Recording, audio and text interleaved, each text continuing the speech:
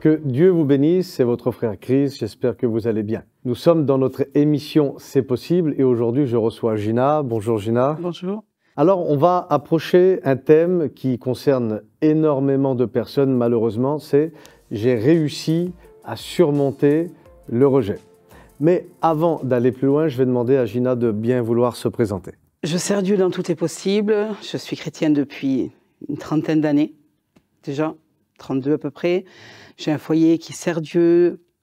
J'ai 3 enfants et qui appartiennent aussi à Jésus. Donc tu as vécu dans ta vie quelque chose qui est assez difficile. En tant qu'enfant de Dieu, c'est ce qu'on appelle le rejet. Est-ce que tu pourrais nous en dire un petit peu plus ?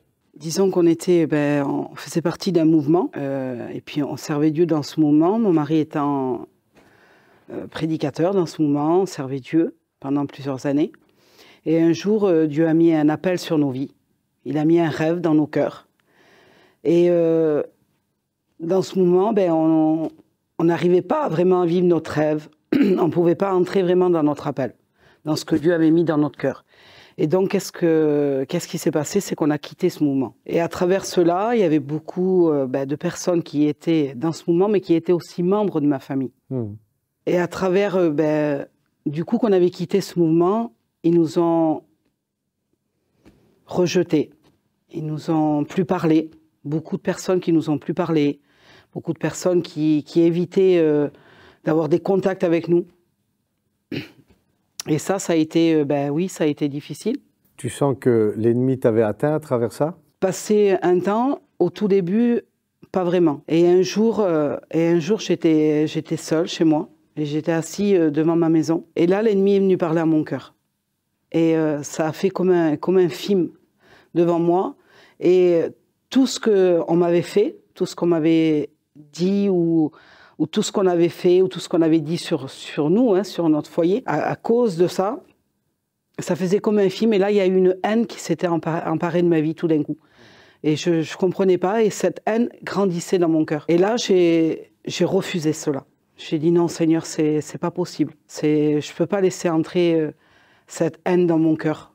Tu m'appelles pas à haïr, mais tu m'appelles à aimer. Ça a été un combat intense, hein, parce que c'est vrai que des fois on peut prendre des décisions et quand tu quittes un mouvement, tu n'as pas quitté le corps de Christ. En fait, c'est comme si que tu quittes le fait d'être gardien de but dans une église parce que Dieu t'appelle peut-être à être milieu de terrain, défenseur ou avançante. En fait, c'est ça que beaucoup de personnes ont du mal à comprendre. Mais quand c'est toi qui vis la situation, oui, on refuse, oui, voilà, on essaye de prier, de se tenir à la brèche.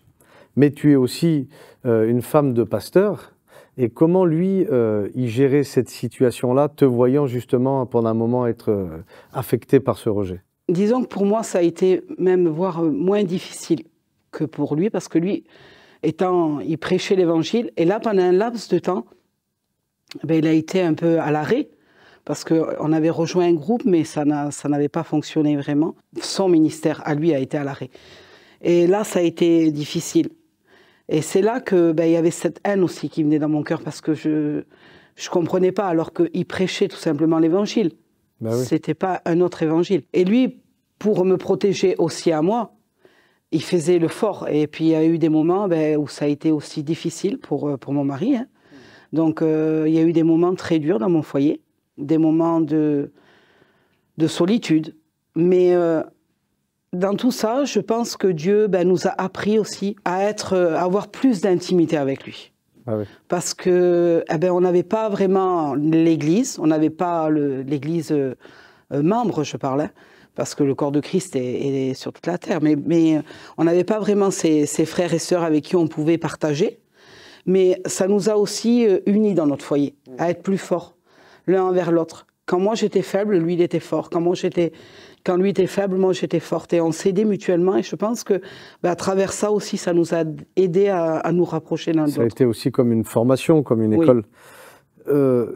Est-ce que tu te rappelles d'un moment dans cette période de rejet qui a été vraiment sombre ou un événement qui s'est passé, qui t'a marqué? Alors, le moment le plus difficile que j'ai traversé dans tout ce laps de temps, ça a été pour le mariage de ma fille. ma fille, c'est quand elle s'est déjà engagée avec Dieu. Il y avait très peu qui étaient venus à son baptême, parce qu'ils n'avaient pas le droit de venir. Mais bon, j'avais compris, c'était pas bien grave. Et j'avais passé dessus. Mais le jour de son mariage, alors là, des personnes que j'aimais et que j'aime encore, hein, parce que je les aime encore de l'amour de Dieu, ces personnes-là sont venues et m'ont dit, on ne pourra pas venir au mariage. Pourquoi? Parce que ton mari va prêcher l'évangile. C'est ton mari qui prêche, on ne pourra pas être là. Non seulement eux, mais aussi beaucoup de membres de ma famille qu'on a empêchés d'être là ce jour-là. Alors il y en a eu très peu qui ont pu venir ce jour-là, de ma famille, parce qu'ils étaient chrétiens et engagés dans ce mouvement. Et je pense que la religion, malheureusement, c'est la religion et rien à voir avec Dieu, parce que c'est pas Dieu qui est derrière ça, c'est la religion. La religion a mis une barrière. Et donc, ils n'ont pas pu être là ce jour-là. Alors oui, j'ai eu beaucoup de mal, j'ai eu beaucoup de peine, et ça m'en a fait beaucoup souffrir, parce que je les aimais, hein, puis je les aime encore, hein, comme je dis. Et ils n'ont pas pu être là le jour, pour moi, c'était un jour spécial. Bah oui. Et aujourd'hui, on peut dire que tu t'es sorti de tout ça. Et ça a été quoi le point de bascule? Quelle est l'expérience? Qu'est-ce que le Seigneur a fait dans ton cœur pour qu'aujourd'hui tu sois libre de ce rejet? Eh bien, tout a commencé le jour où on était, comme j'ai dit, on était seuls. Et puis, ce qui nous tenait, c'était qu'on allait beaucoup écouter des ministères par tout le monde. On partait, moi et mon mari, écouter des ministères. Et puis un jour, un frère sédentaire qui est ici et puis qui tenait une église, une petite église, est venu chez nous aider à monter la cuisine de ma maison. Et ce frère a dit à mon mari, « Stéphane, tu ne peux pas rester comme ça, seul. Je voudrais que tu viennes et que tu nous rejoignes dans l'église. Et que tu viennes et que tu exerces ton ministère avec moi dans l'église. » Donc, qu'est-ce qu'on a fait? On a été avec ce frère. Et puis, mon mari, il a commencé son ministère dans cette petite église. Et puis là, il y a eu des autres frères et sœurs qui sont venus dans cette église. Et puis, quand ils sont venus, et ma guérison est venue de là, parce que c'était Éric et Michal Péchin. Et Michal, ça a été une femme extraordinaire.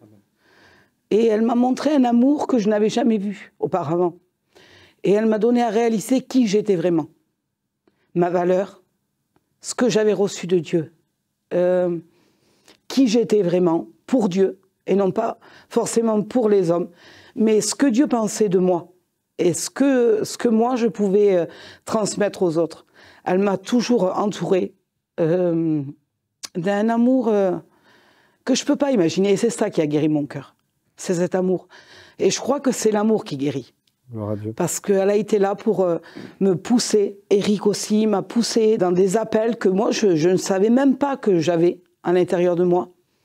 Et ce couple a été vraiment pour moi un moyen de guérison et un moyen de bénédiction pour ma vie. Gloire à Dieu.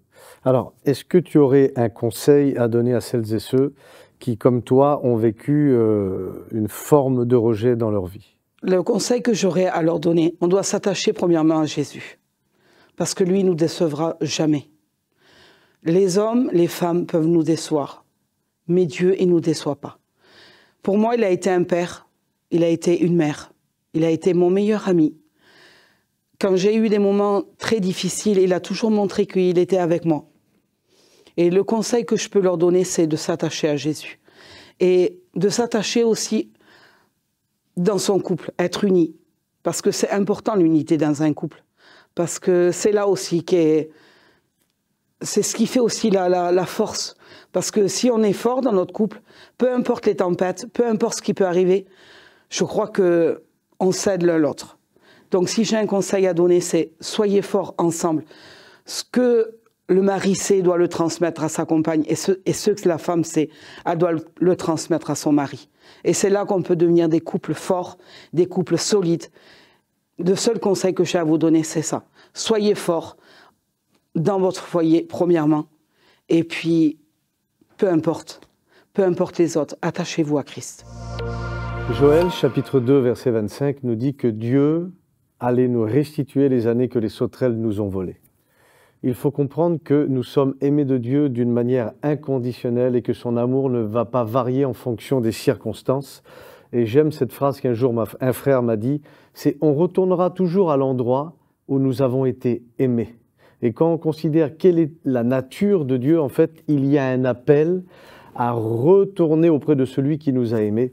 Et comme ce témoignage nous le dit, nous savons et nous avons bien compris que l'amour est une arme de destruction massive contre tout ce que l'ennemi voudrait essayer de faire dans ta vie, que ce soit au niveau des addictions, que ce soit au niveau des problématiques que l'on peut rencontrer et aussi au niveau du rejet. J'aimerais te dire que tu n'es pas seul, même si beaucoup d'hommes, beaucoup de femmes ont pu te rejeter, tu as un Père qui t'aime dans le ciel. Tu as un frère qui s'est donné pour toi et tu as le Saint-Esprit qui est là avec une armée d'anges justement pour t'éclairer, te bénir et te positionner. Que Dieu vous bénisse, on se retrouve très prochainement dans notre émission. Mais en attendant, restez bénis.